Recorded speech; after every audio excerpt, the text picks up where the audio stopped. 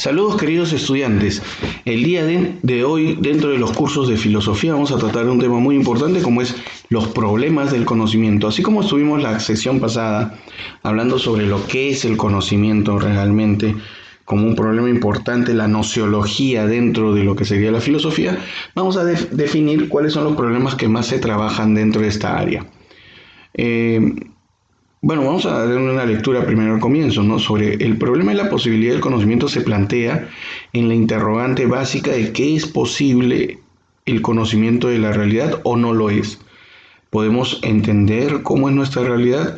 Es una pregunta que surge en relación de lo que se establece entre el sujeto y el objeto, la cual se produce por una representación que está en nuestro cerebro. Entonces el conocimiento se da como si fuera un producto, como una información que en algún momento puede ser cuestionada. Es decir, nos podemos preguntar, ¿es posible que el sujeto aprenda las cualidades del objeto y se forme representaciones objetivas, necesarias, universales, o realmente son producto de la subjetividad de la persona que lo está viendo? Bueno, van a haber varias teorías que van a hablar sobre esta posibilidad del conocimiento real. La primera es el dogmatismo. En el caso del dogmatismo es creer que realmente todo lo que está a nuestro alrededor es real y que nosotros estamos observándolo sin ningún tipo de problemas y que es una representación justa y correcta de lo que nosotros estamos analizando o viendo, ¿no? Entonces eso es lo que nos dice. ¿Y quiénes nos hablan de eso? Bueno, Tales de Mileto, Anaximandro, Anaxímenes, que son los clásicos griegos que hablan sobre lo que sería la confiabilidad de las cosas que nosotros observamos o recibimos a través de esa percepción. Pero al igual que ellos existen los escépticos, entonces los cuales niegan la posibilidad de algunos de los conocimientos porque dicen que son producto de las percepciones de las diferentes personas, son representaciones o ideas que tenemos cada uno de nosotros y que no son objetivos en realidad. Dentro de este escepticismo vamos a tener algunos subtipos de escepticismo. Entre ellos el escepticismo radical, que es el que niega totalmente la existencia de un conocimiento porque considera que nada existe. Entonces, si nada existe, no hay una verdad y nadie puede tener un conocimiento real de las cosas que suceden, ¿no?, a su alrededor. Al igual que los escépticos radicales, tenemos a los relativistas, los cuales consideran que todo conocimiento es relativo al momento histórico en el cual va a existir, de la cosmovisión, de la forma de ver el mundo que van a tener, y cada civilización va enseñando de acuerdo a su época, ¿no? Y por ejemplo en el Perú nosotros podríamos decir que nosotros somos el producto de toda nuestra historia andina que hemos tenido durante tantos años, pero realmente al fin y al cabo no somos totalmente eso, sino somos la suma de tantos conocimientos que se han adquirido posteriormente a ello. Vamos a explicar un poquito sobre esto y hay que parar un rato para poder decir que, como ustedes ven en esta imagen, ven a un quipu. El quipu se encontró en la época de los caral. Los caral existieron hace 5.000 años antes de este momento, o sea, 3.000 años antes de Cristo. Una de las civilizaciones más antiguas de la humanidad y es peruana. Considerada hoy en día entre la segunda o tercera civilización más antigua, ¿no?, luchando con Egipto para saber cuál es más antigua. Nosotros, bueno, la verdad es que tienes que darte cuenta de que mucha de esa información de este equipo se transmitió a los Wari, por ejemplo, y se transmitió después a los incas y fue utilizada por muchos de ellos. Recién hace unos años, más o menos unos 5 a 7 años creo, se ha descubierto qué es lo que simbolizaban los nudos para los quipus.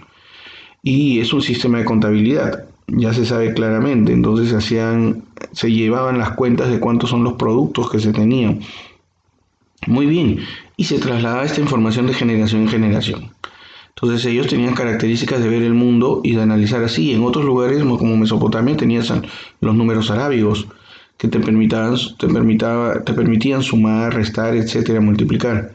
Nosotros teníamos otro sistema. No se continuó gracias a que llegaron los españoles, pero los españoles trajeron también diferentes tipos de forma de ver el mundo, que nosotros tenemos que ir analizando, porque eso es producto de lo que somos nosotros. Los peruanos, por ejemplo, hoy día tenemos una costumbre de hacer las cosas a la viveza y que no nos importe nada. Por eso que tenemos tantos problemas en esta época de coronavirus.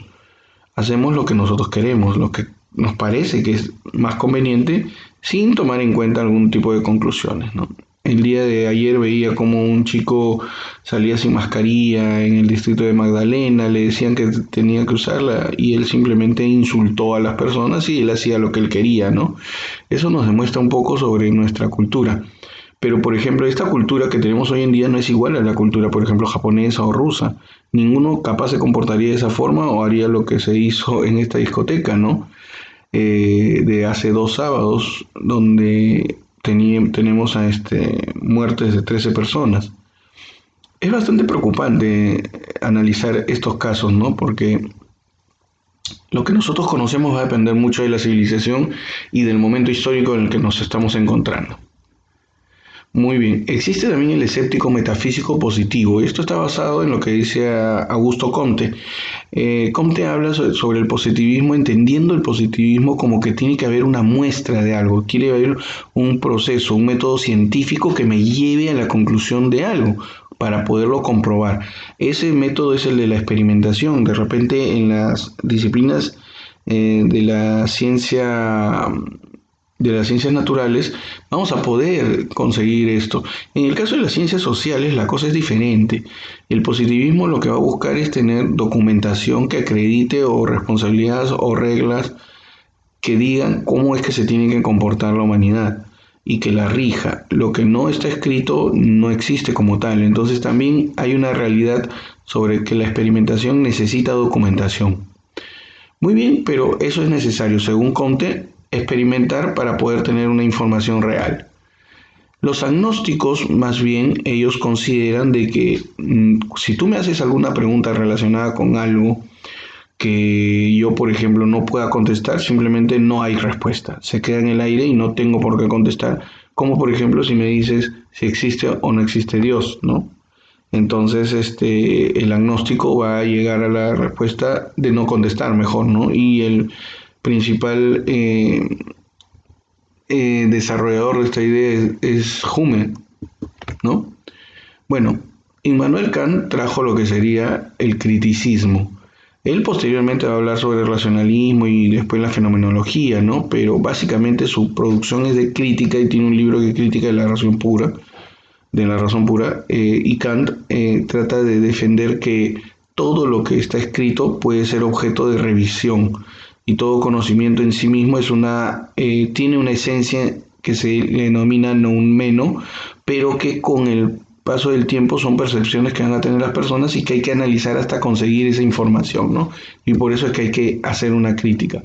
Posteriormente vamos a tener lo que sería las ideas de Descartes y de Spinoza, de Leibniz y hasta del mismo Kant, que va a hablar sobre esta teoría de que es necesario que toda la información tenga que racionalizarse, que haya algún tipo de información con, con lo que sería el método deductivo, en el cual yo tengo que llegar desde el comienzo, desde algo pequeño, eh, bueno, deducir pues exactamente la información e ir experimentando hasta conseguir toda la información necesaria para poder decir que esto es cierto y no solamente verlo a través de algún tipo de pragmatismo, o sea, de experimentación, sino que, o sea, experimentación natural como, por ejemplo, aprender algo como manejar bicicleta manejándolo, hacia eso es a lo que voy. Pero tú necesitas analizarlo, estudiarlo, preguntarte cosas para poder llegar a respuestas. En eso consiste el racionalismo, a diferencia del pragmatismo. Entonces, entendido esto, por último tenemos lo que sería, ay, perdón, habíamos hablado sobre la posibilidad y ahora estamos sobre el origen del conocimiento, ¿no? El racionalismo dice que se origina al momento de nosotros comenzar a analizar todas las ideas que tenemos, traer otras más ideas de otras personas y al final darle algún tipo de resolución y se crea ese conocimiento. En el empirismo, que es lo que te decía, que era aprender las cosas haciendo. Como por ejemplo, si yo le dijera a alguien, mira, tú vas a ser cobrador de combi y vas a aprender a hacerlo haciéndolo. O sea, no necesitas llevar unas clases para poder hacerlo. John Locke es el que habla sobre este empirismo. Luego tenemos el criticismo o también a priorismo, ¿no? Que el objetivo es que solamente a través de la información que ya tenemos no podemos quedarnos con ello, sino que tenemos siempre que buscar la verdad, analizar cuál es la realidad de las cosas. Para eso hay que seguir investigando para descubrir entonces cuál es la realidad total, como nos decía Kant.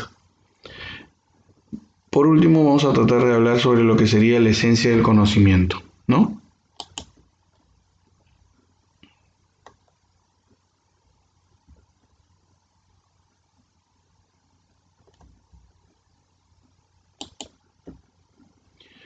Bueno, en lo que sería la esencia del conocimiento, vamos a hacer una pregunta muy importante que es preguntarnos si este conocimiento como tal va a depender solamente del objeto mismo de análisis o va a depender del sujeto que lo está analizando.